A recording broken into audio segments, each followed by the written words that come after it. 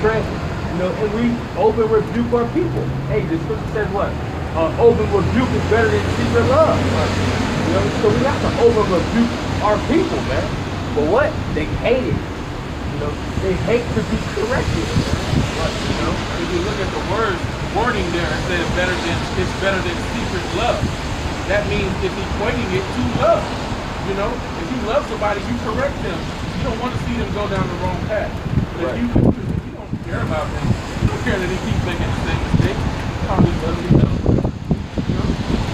I tell people that all the time. I say my best friends and my family are the ones who always give it to me real. Yeah. Right. Yeah. So that's how I know they love me. Exactly. And I would definitely return the favor. But no, if you look at a lot of these celebrities, like Kanye West, he came out recently. Of course, it was a distraction from what's really going on in the world. But he came out recently crying, asking for forgiveness for the statement he made about slavery being a choice. And he was like, I wish the people around me would have stopped me from doing that. Well, they don't care about you. That's why they didn't stop you or correct you on that statement. Well, that's because they're yes men. They are yes men, right? They're there for his money. Yeah. They know the person with money, they might get them around them, but they don't want to hear or take that correction. But they look at it like, how did you able to tell me what to do or what to say? How can, when they say you're below me, how can you correct me? That's how they think. Real quick. The Proverbs 22, verse 15. No, we're dealing with the rain, the wind. Speak loud. Proverbs 22, verse 15. Here she go, right here. Someone's here. Right here. Someone's here at the door.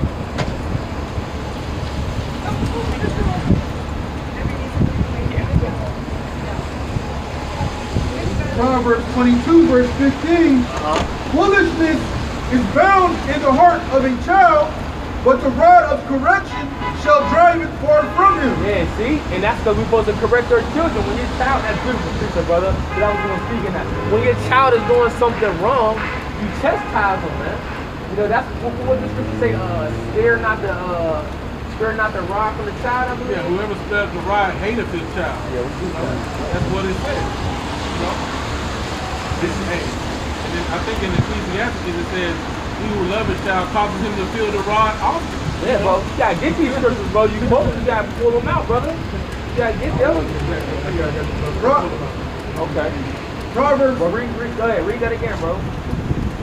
This is Proverbs 22, verse 15. Yeah. Foolishness is bound in the heart of a child, but the rod of correction shall drive it far from him. Right, the rod of correction, man. Meaning you get him to stop doing those things, man. If you tell your child the oven is hot, the oven is hot. You keep telling the oven is hot, you want to stop him from doing that. What? You hit him, stop him. Until ultimately, till you let them do it themselves. Until let them see, okay, well, now you have learned from that mistake. But everybody don't always get that second chance. They have the opportunity to get that second chance. You know what I'm saying? Just like the Lord may send you a sign, we might walk past his men, and we might be through the Spirit correcting you. We might say, hey, if you're doing this wickedness, the Lord going to jack you up. If you wave your hand and fan you, the Lord may not spare you for that, man. This is that precept that I quoted out earlier, Ecclesiastes 30, verse 1. He that loveth his son causes him often to feel the rod, that he may have joy of him in the end.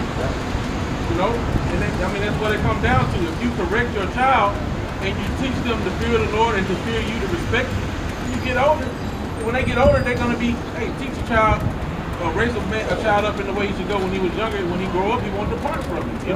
There's so many scriptures that show you that you need that correction, just as we are corrected by the Heavenly Father, man. And it's supposed to get us right, but we so stiff-necked, and we just keep on disobeying, man. Go, bro. Proverbs 20. Hey, but the scripture also say the Lord loveth who he chastises, man. Oh yeah, right. Who he will, he hardens.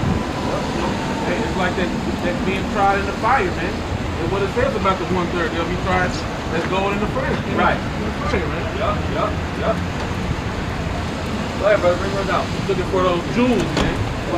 Proverbs 27, verse 5. Open rebuke is better than secret love. See, open rebuke is better than secret love, man. So, hey, for the love of our people, what? We gonna open rebuke you, man. You know, hey, this is true love, man. You know, trying to correct you by the ways of Yahweh Shemel. Because we know what's about to come down the line. You know what I'm saying? We know what time it is. Hey, these people in the streets to let y'all continue on y'all wickedness, and they don't got no love for you. Hey, come here, brother. Come here, brother. Yeah, that's how we gonna do it. No, you, right here. You stay there, bro. I know. Read that again, brother. Open rebuke is better than secret love. That's right.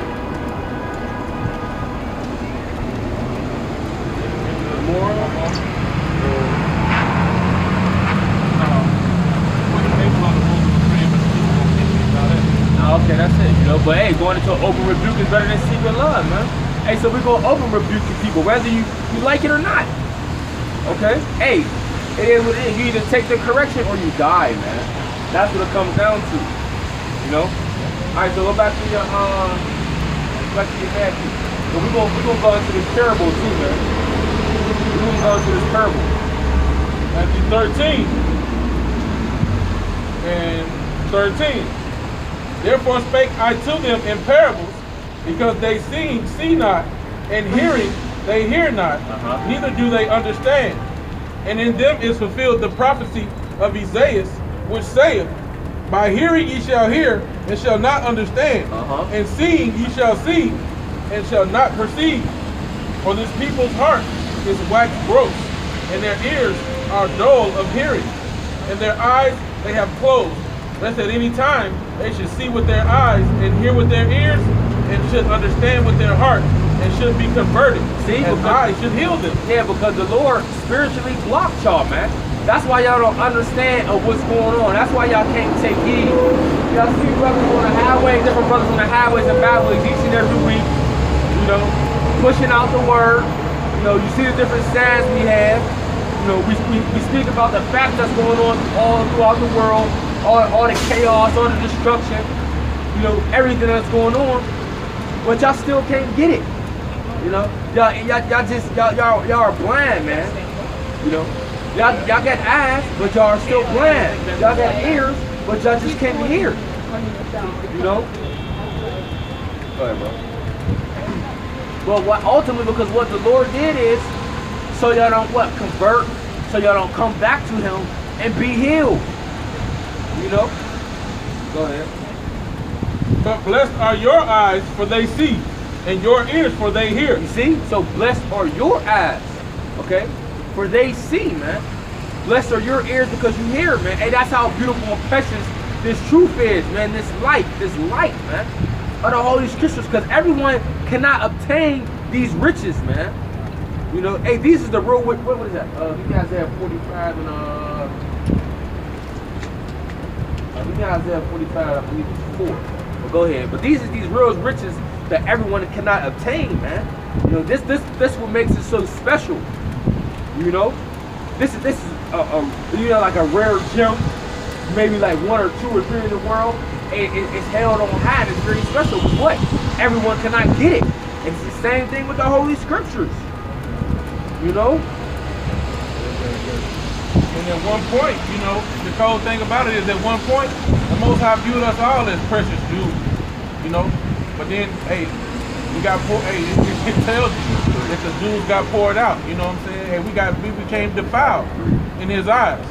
And so now we got to go back through that refining process so that He can get that pure gold, that pure jewel. Oh, I'll get it, bro. I got you.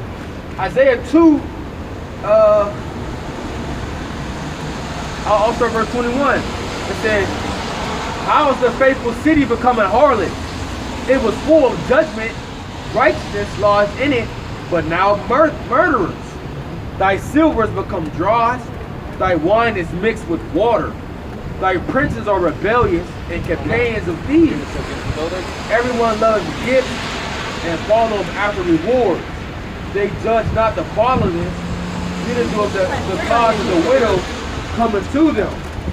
I have mine. You got yours? Yeah. Sorry to interrupt. No, you're all right. Thank you.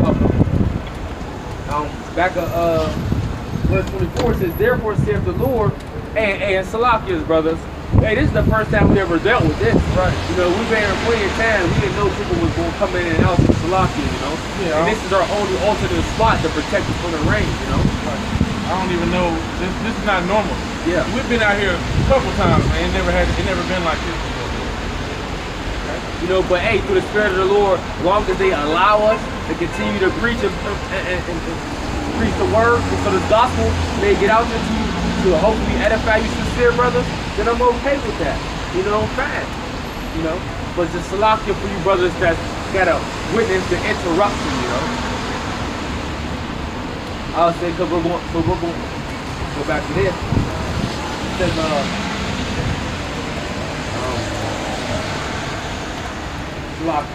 so I'm back at Isaiah.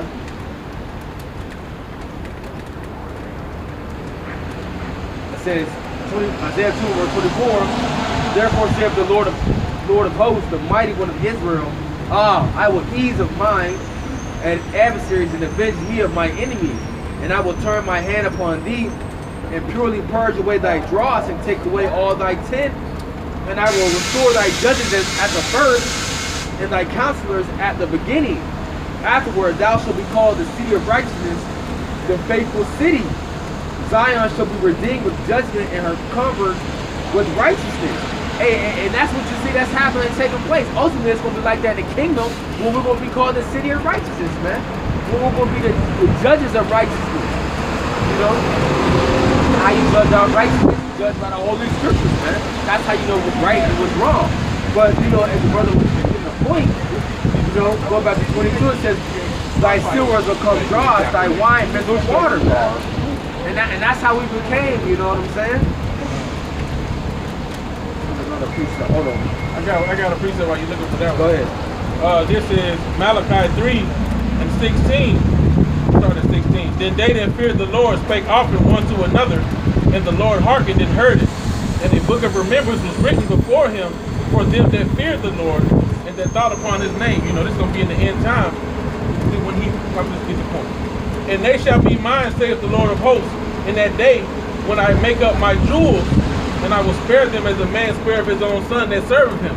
We used to be those precious jewels. We got cast out. We became, you know, tin and dross. And our wine was mixed with water.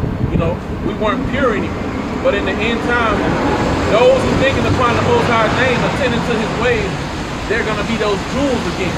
You know, they're going to be that pure gold. Yeah, it says we'll raise up the tabernacle of David as before, man. You know, and you start to see the process. You know, you start to see the process. I got Ezekiel 22 verse 18. It says, Son of man, the house of Israel is to me become dross. You see? All they are brass and tin and iron and lead in the midst of the furnace. They are even the dross silver. Therefore thus saith the Lord God, because you are become dross, behold, therefore I will gather you in the midst of Jerusalem.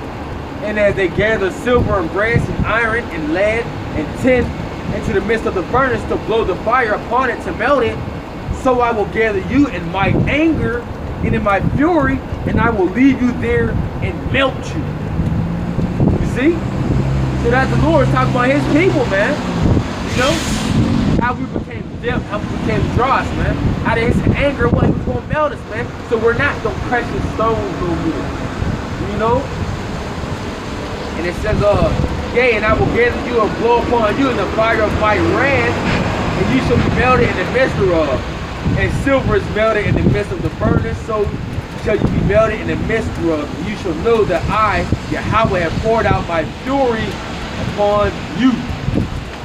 See, that's the Heavenly Father that did it, man. Right. You know, Heavenly Father that's going to do it as well, man. Hey, the same was known after death by pain, man. Yep. You're going to know that the Most High sent his people out here, his prophets out here to warn you of what was to come, tell you what you need to do to get right, you know, and you're going to know once that judgment comes upon you. And I said, listen, you're going to know after death by pain, Most High not playing. All right, I got I got Lamentations 4:1. It says, how is the gold dim? How is the most